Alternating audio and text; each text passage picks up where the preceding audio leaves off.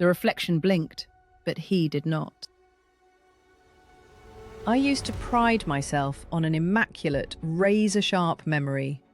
I could recall the exact shade of a stranger's eyes, the precise cadence of a passing conversation, and the exact placement of my coffee cup on the coaster.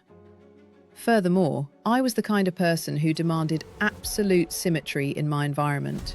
My spacious apartment was a sanctuary of sterile perfection. But lately, the unexplained clutter gathering in my hallway suggests otherwise. This morning, the intrusion was impossible to ignore. A black umbrella leaned against the entryway wall, its nylon canopy weeping muddy droplets onto my pristine Persian rug. The air carried the metallic tang of fresh rain. The terrifying detail? I hadn't stepped outside my dead-bolted front door in over 48 hours. "Is someone there?" I called out, my voice swallowed by the heavy stillness of the apartment. I stood in the kitchen, aggressively gripping a porcelain mug, trying to figure out a logical explanation. Sleepwalking? A faulty memory?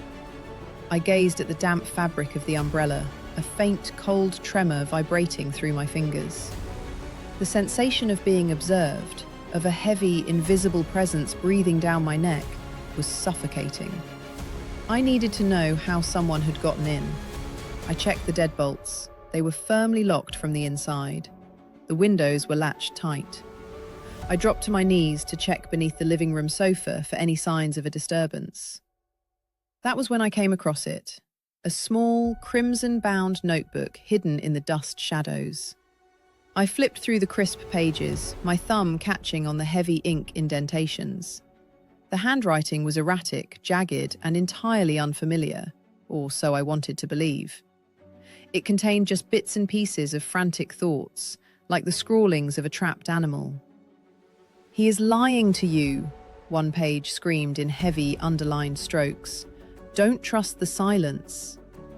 The sudden, visceral spike of fear was startling. I slammed the book shut. My immediate instinct was to toss it into the fireplace, to watch the crimson leather blister into ash, so I could pretend my sanctuary was still secure. But sooner or later, the walls we build around ourselves crack. We must all face the truth.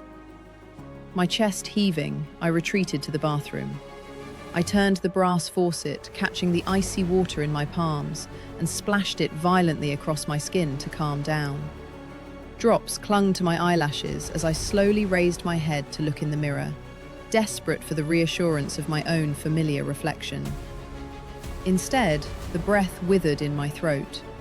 Taped to the center of the glass was a fresh note, written in that same frantic, jagged script. I used to be the one in control. I stared at the looping letters and the sharp, angry strokes of the pen. A buried memory forcefully unspooled in my mind, and the realization shattered my carefully constructed reality. I recognized the erratic slant of the words. It was my handwriting. But the twist of the knife went deeper. I finally remembered why I demanded such strict order, why I never left the apartment. I wasn't the victim investigating a home invasion. I was the intruder. I was merely the orderly, sterile persona created to cage the chaotic, violent man whose reflection now stared back at me. He had taken the umbrella. He had been out in the rain. And as I watched my own lips curve into a sinister, unfamiliar smile, I knew I would never have my peace and quiet again. He was waking up.